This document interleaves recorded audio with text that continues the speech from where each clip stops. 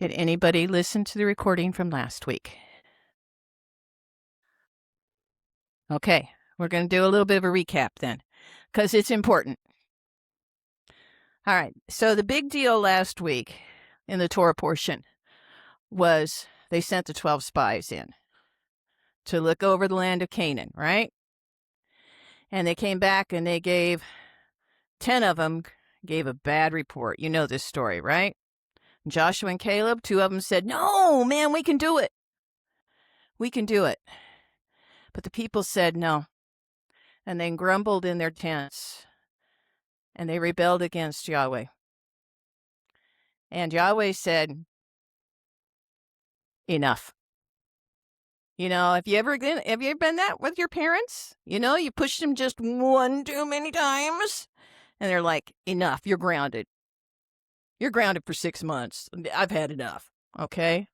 That's kind of where Yahweh was. He's like, "You have tried and tested me 10 times. And if you go back and watch Teresa's video, you will see that, yes, in fact, they did test God 10 times from the time they left Egypt until they got to the borders of Canaan. You know, God promised them a land of milk and honey. He promised them a good life where they could worship him freely. They couldn't see it. And so God said, "All right, you said that I brought you here to kill your little ones in battle, taking Canaan." He said, "I'm going to prove that's so wrong. And what's going to happen is you all are going to wander in the wilderness until you die. And your children will be the ones who will cross the Jordan and enter the promised land."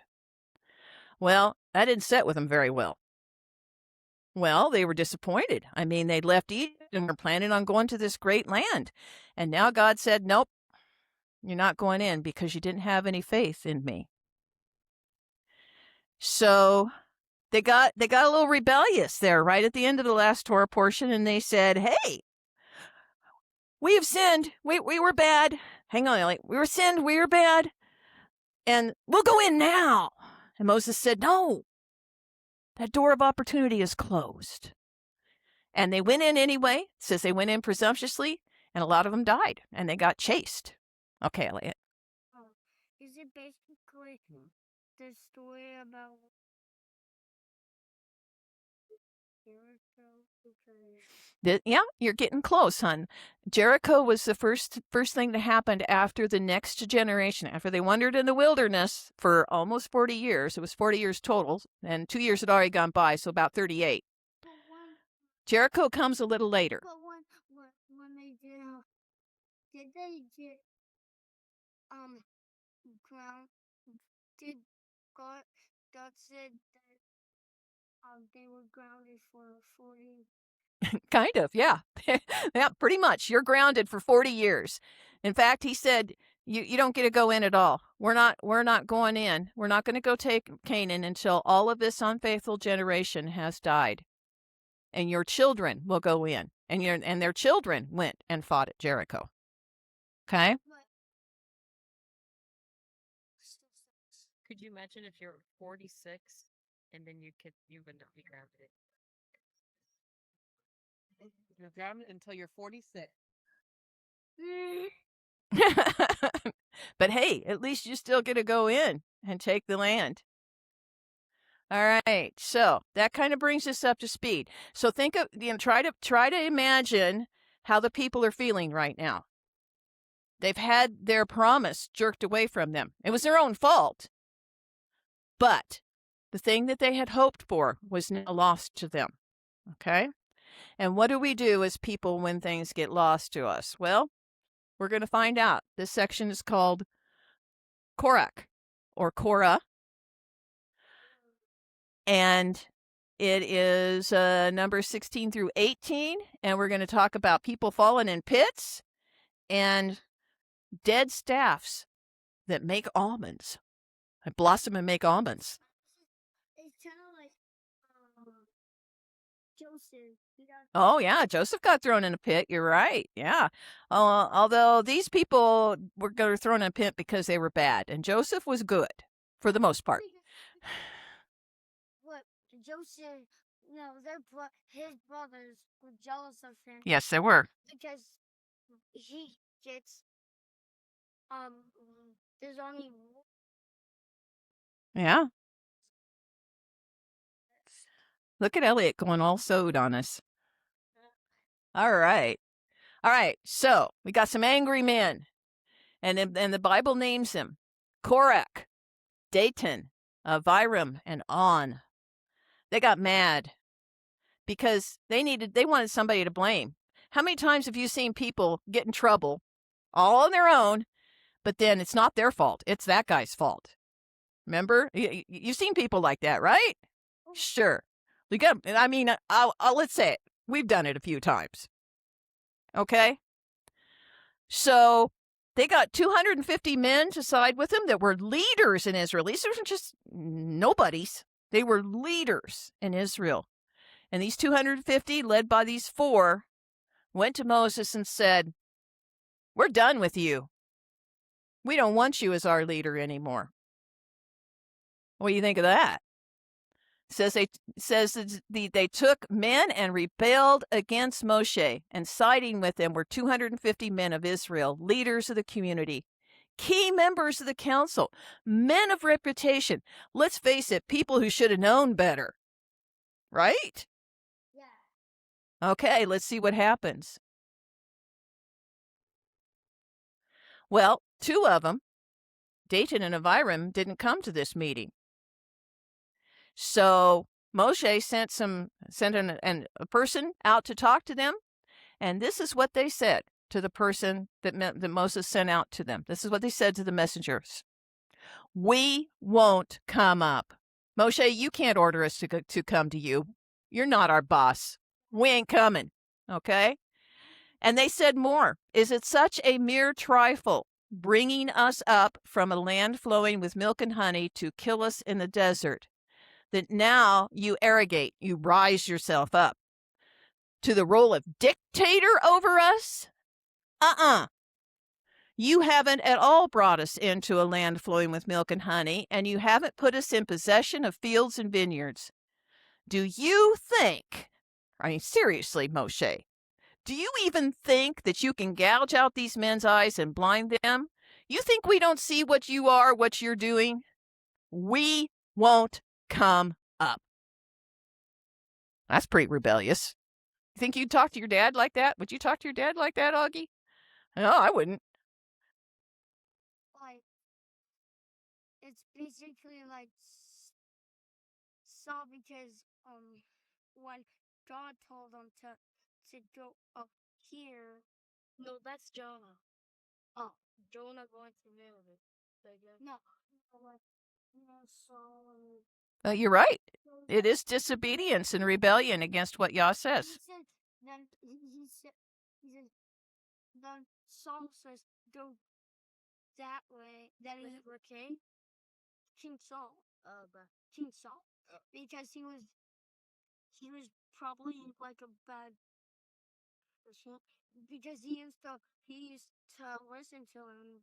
Then one day he turned away. That's right. He was disobedient. He rebelled against Yahweh, didn't he? Just like these guys. I want to point something out here, though. It's easy to think that they're talking about Canaan both times there. You see the words that are extra black? No, they're not. If you read it carefully, you start to understand that they're calling, in the first part there, "Is it a mere trifle bringing us up from a land flowing with milk and honey to kill us in the desert?" They're talking about Egypt. They're talking about Egypt. Hang on, Elliot. Okay? Because later they say, "You haven't at all brought us into a land of..." So you took us out of a land of milk and honey, and you didn't put us in one like you promised. These guys are so rebellious that they are calling Egypt a land of milk and honey. So basically, they're talking. No, those leaders are talking about like that they're killed by bees because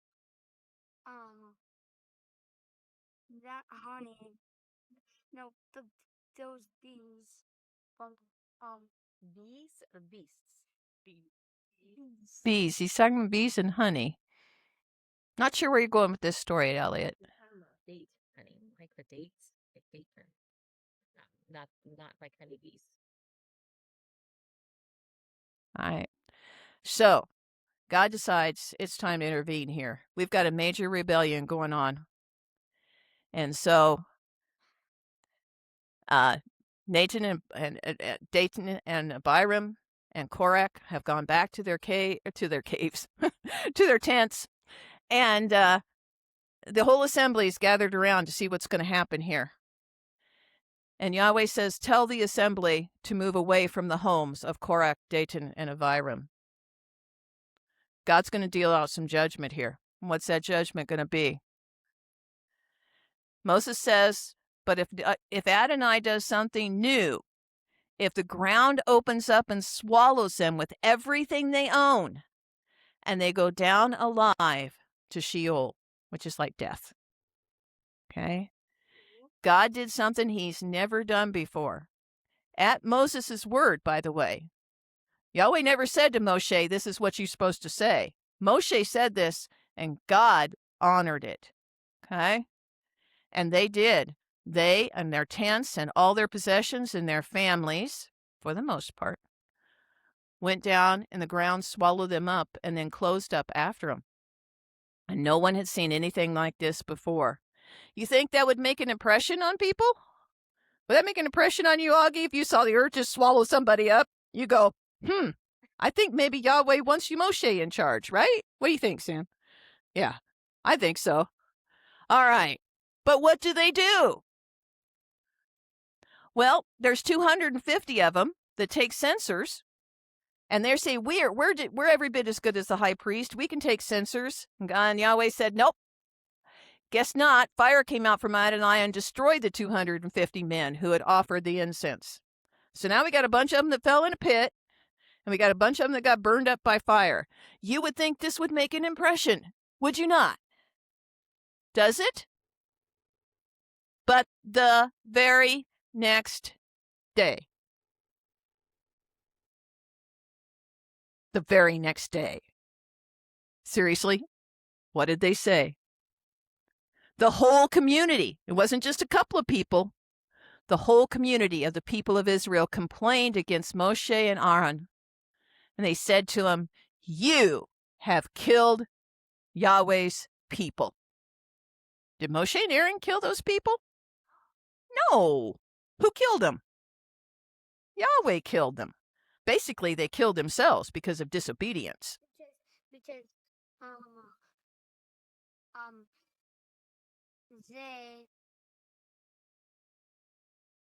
they didn't listen to God. No, that's exactly right. They didn't listen to God, and so they got punished, didn't they? Yeah, because God still punishes. But He is patient and he is long-suffering, but there comes a time when he punishes. it's what he still is basically. Yes, always, always good. All right? So, what is he going to do with these people who complained the very next day and basically accused Moshe and Aaron of murder? Okay? Says that Yahweh sent a plague upon the people.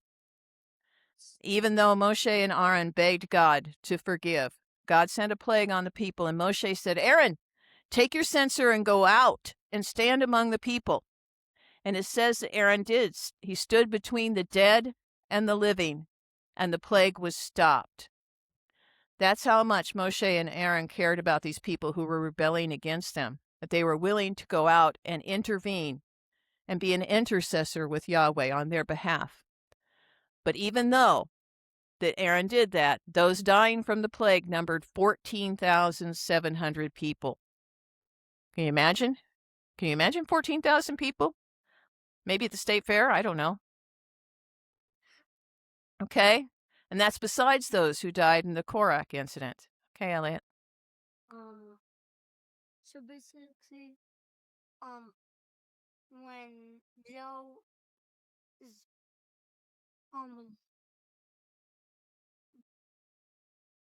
please go back one.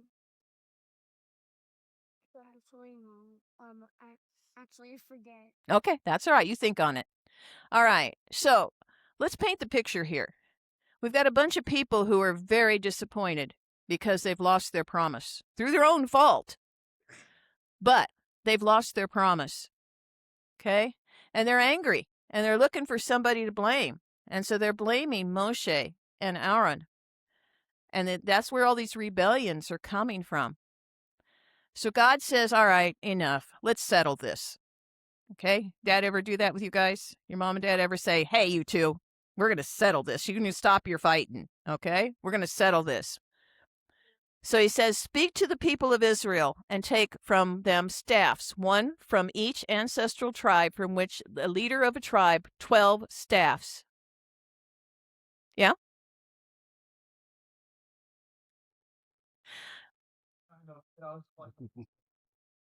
Yeah. I just like the picture.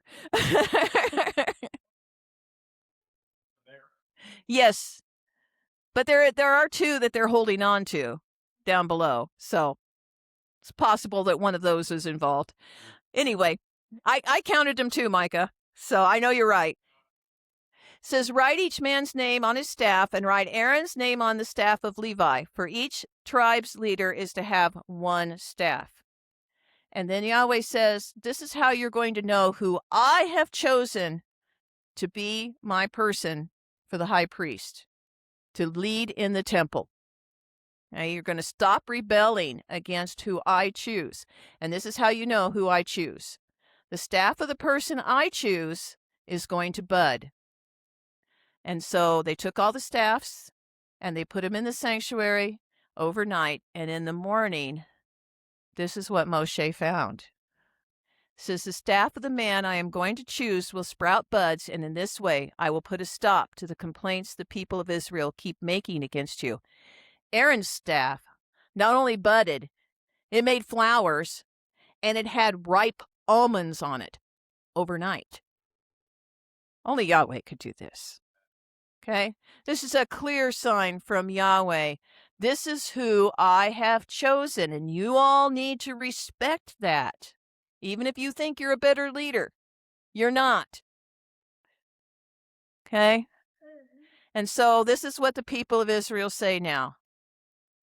We had our rebellion. We tried to get our promise back. It didn't work. So now we're all crying. But the people of Israel said to Moshe, oh no, we're dead. We're dead men. We're lost. We're all lost. Whenever anyone approaches the tabernacle of Adonai, he dies. Will we all perish? The finality of the fact that they're going to die in the desert has finally hit home with them. They tried to fight back. It didn't work. They basically killed themselves Yes, exactly. because they disobeyed. Because they are disobedient. Yes, disobedient and unfaithful. Okay? So, Numbers chapter 18, we're not going to talk a lot about it, but Yahweh spends a whole chapter now. See, you see, this was at the end of chapter 17. The people said we're dead. He spends a whole chapter telling them why they're not dead. He spends a whole chapter telling them, hey, if you just do things the way I said, if you leave Aaron in charge and you respect him and his sons and you do things the way that I want it done, I will go with you. I am not leaving you. God makes a promise to him. Now, anybody here know what a generational sin is? Do you know what a generational sin is? Lily, maybe? Micah, yeah, go ahead. Generational sin. One point, I like part you have comments put on it and stuff. It sounds like they said that. Yes. Okay. Generally, when we're talking about generational sin, we're talking about sin that's passed from father to offspring, father or mother, to their kids. And sometimes those are spiritual in nature. Okay? And it's not that you're stuck with it. Yahweh is faithful to heal us of those generational sins or generational curses. Okay? What do you think Korach's family's got on them? Think they maybe have a generational curse on them? Yeah, maybe they did. But for whatever reason, it didn't take. In Numbers 26:11, it says, however, the sons of Korach did not die. The sons of Korach did not fall into the pit with the rest of the family. Maybe they separated themselves. Maybe they decided they didn't want to be part of the rebellion. We don't really know.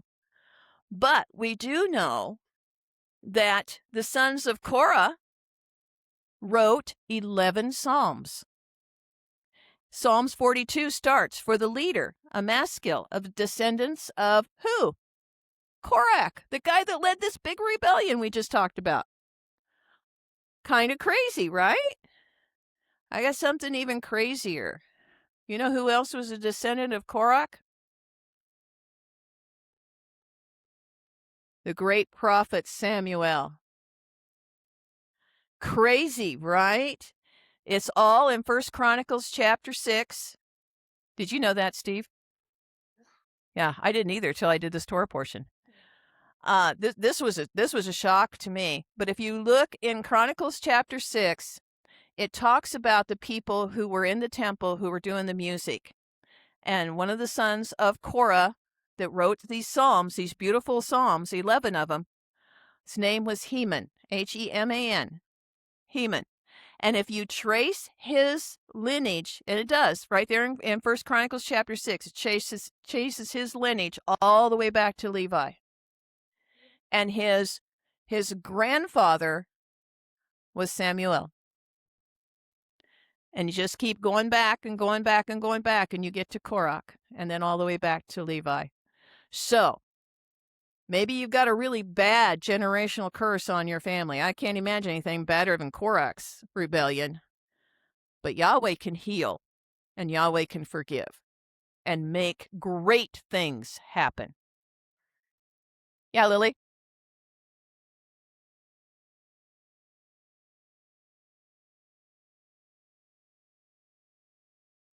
It's amazing, isn't it? It's absolutely amazing. I mean, it took a few generations, you know, but they did. They made it. The sons of Korah made it to the promised land. So they must have been under 20. And they became singers. Their descendants became singers for King David and King Solomon. Yeah. So it's very, very cool. Very, very cool. Do you think that they can break a generational curse by? Oh, absolutely. Yeah. Yeah. You know, to repentance, resisting, prayer, asking for forgiveness, asking for God to remove that generational curse. You know, that none of that's recorded in the Bible with this family, but obviously it happened. So, great things came out of Korach's family in spite of his rebellious nature. Okay. Got something different here. Shorashim, shear. Any idea? What would we normally be? We're done with the Torah portion. What do we normally talk about after the Torah portion? We do a Hebrew letter, right? Yep. Only we did them all. We did all of the Hebrew letters. We really did. We learned them all. Okay? So, Shorashim is kind of a pun. I'll admit it.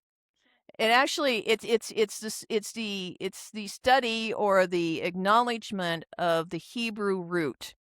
Hebrew words, when they're constructed, always have, most of the time, have a root word, and then you take that root word and you add letters to it and come up with a different word.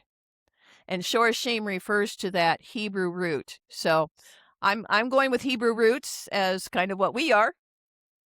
And Shur is a lesson. So these are Hebrew roots lessons. Elliot.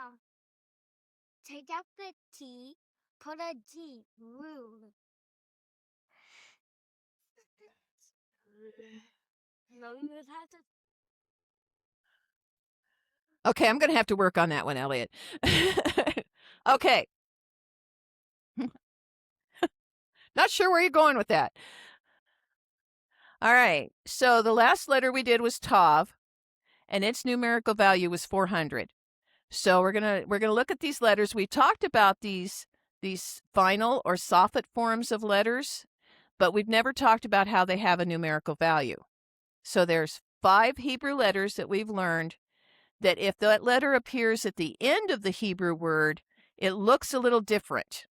Okay, and that's called a final form or a soffit form.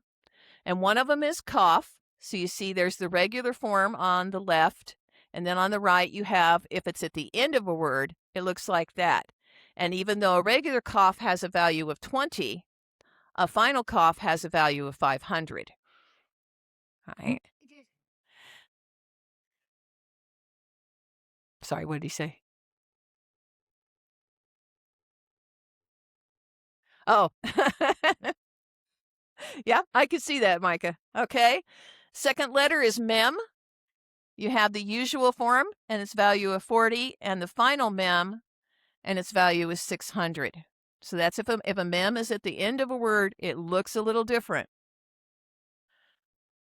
The Nun has a value of 50. If it's at the end, remember the tail goes way down below the line. That's 700. The Pei, which is a value of 80. But if it's a final Pei, it's a value of 800. Hang on, Elliot, we're almost there. And a Zadi, which has a value of 90, but if it's at the end, it looks different. Got a long tail, and its value is 900. Elliot. What?